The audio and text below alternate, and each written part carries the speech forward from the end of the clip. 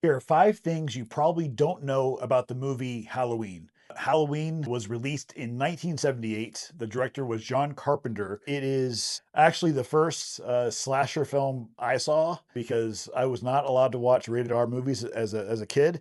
But I think Halloween was on USA Network or something like that. It's like basically I saw the made for TV version of Halloween and it was still scary. It's definitely turned into one of my favorite horror franchises. I have followed it really since watching that first one. There's been a lot of installments of it. I think I've said in previous videos that the Rob Zombie version, which is what our installment here is based off, is my favorite. That's a controversial thing, especially for the John Carpenter fans that are out there. But what I want to focus on today is the 1978 version, how it was created, how the entire story was born. And it really all started with John Carpenter visiting a psych hospital when he was in college, and he noticed that one of the patients was non-responsive, sitting by himself, was not acknowledging the other patients around him, didn't acknowledge the doctors, and had a very blank look in his face. And it's something that sat with him mentally. It scared him because it just didn't feel like anything was behind the eyes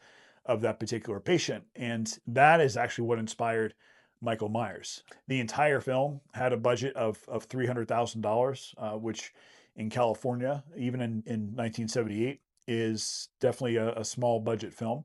So they had to think on their feet to make it work. One of the things that became an iconic story that many people do know is the actual mask in Halloween was a Captain Kirk mask, simply painted white. They had other options. They had other ways, other potential masks that they were going to use, and it just didn't have that emptiness that he was looking for. He really wanted the character to feel unhuman, but not in a demon sort of way, in a just you're looking at someone that is not looking back at you. It's just evil. And that white, all white mask was the only thing that really did it. So that's how that mask came about. And I think it's one of the most iconic masks in horror history. Secondly, one of the strategies they used was whenever you're filming and you have to have multiple angles, many times it's conducive to have multiple cameras. But that means multiple lenses, it means multiple camera package rentals, it means multiple lighting teams, gaffing teams, it means multiple camera operators. All of these things add a tremendous amount to the budget. So we couldn't do that. So he got smart and said, you know what, we're going to use a Steadicam and we're going to use a lot of follow shots. And that actually became a signature of the film, as so many of the follow shots that he used that really gave you an immersion into the atmosphere that he was creating. So it plays well for what he was trying to achieve anyway, and it saved cost. The other interesting thing is the movie was shot in spring in California. There were no leaves around, so they had to buy a bunch of fake leaves. And again, since it was a low budget film, the crew would go and spread the leaves out, they get their shot and they go pick them all back up in bags and move to the next shot. So they're moving basically fake leaves all over California to make it look like Halloween. So it's just it's interesting how they had to do that. The actual character of Michael Myers was always based, and the need of the character was to be faceless, to be heartless, to be just absolutely the embodiment of pure evil. No explanation, no reason, no driving factor. He was just born evil. He is evil, and that's there is no stopping him. That is what he is. And that actually became the crux of why John Carpenter really didn't like Rob Zombie's version. Rob Zombie tried to explain Michael Myers and explain his upbringing and explain why he turned into this evil. And John Carpenter's vision was exactly the opposite. He was born evil. He is evil. There is no explanation. That's it. No environmental reason, no parenting reason. He is just evil. And that's how he wanted that character to be. And that was his vision. You have to say he pulled it off extremely well. Now, obviously, he has one of the most iconic sounds in horror history, and he wrote that in one night. He had this melody in his head, which became the very famous melody of Halloween. It adds the atmosphere that we're looking for in that film. There's also no blood. So again, low budget. They couldn't do a lot of gore because gore costs money, effects cost money.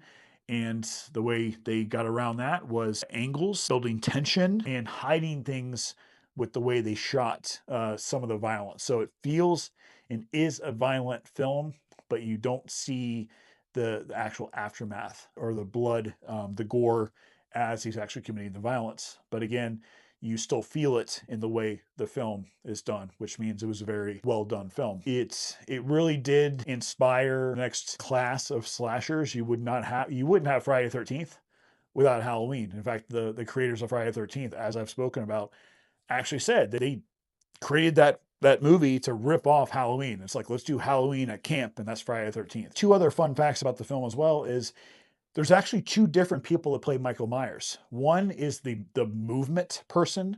So as he's moving around, as he's stalking, that is actually one actor. And then there's a quick moment where the mask is ripped off his face and you see a face. It is Michael Myers.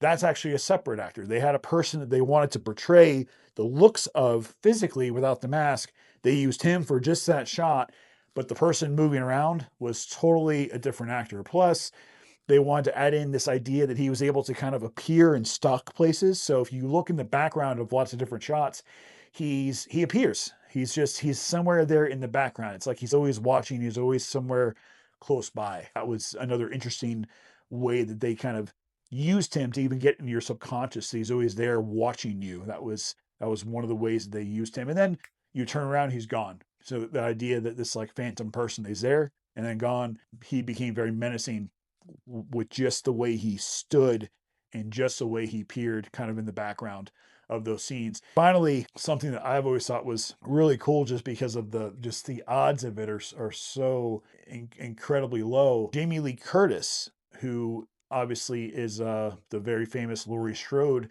the final girl in the Halloween series, she is the daughter of Janet Leigh, who is very famously in the shower scene of Psycho. The mother-daughter pair they're both what are considered scream queens. So that is really cool. Not a lot of families can say that they have two scream queens in the same bloodline. They are official parts of horror history and two of the most iconic horror films ever created. And one could definitely argue that Halloween exists because of Psycho. Psycho set off the path for a lot of the slashers that we have and more of the violent movies that we have nowadays. That is Halloween. It is a major part of our museum as well. We have masks, we have signed knives, we have full-size figures, magazines.